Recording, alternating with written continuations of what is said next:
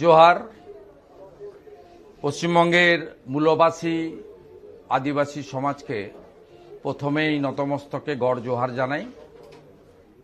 ভারতীয় জনতা পার্টি পশ্চিমবঙ্গ কমিটির পক্ষ থেকে ইতিমধ্যে আদিবাসীদের উপরে ঘটে চলা একাধিক অত্যাচার নিয়ে আমরা রাস্তায় নেমেছি, সরব হয়েছি, আপনারা জানেন।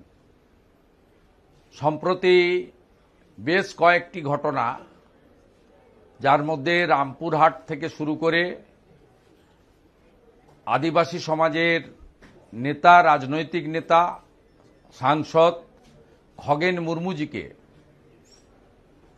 তিনি বন্যার্ত পীড়িত মানুষের পাশে সহানুভূতি নিয়ে সমবাথিতা জ্ঞাপনের জন্য পরিদর্শনে যাওয়ার সময় তিনি এবং তার সাথী বিধায়ক শঙ্কর ঘোষ যেভাবে আক্রান্ত হয়েছেন, বিশেষ করে খগেন মুর্মু মহোদয়ের রক্তপাত পশ্চিমবঙ্গ ভারতীয় জনতা পার্টির ডাকে পশ্চিমবঙ্গ বিজেপির এসটি সেলের নেতৃত্বে আসুন সবাই জড়ো হয়ে বিশেষ করে মূলবাসী আদিবাসীদেরকে অনুরোধ করব, যারা মূলত দক্ষিণবঙ্গে বা কলকাতার আশেপাশের জেলাগুলিতে থাকেন, সবাই আসুন।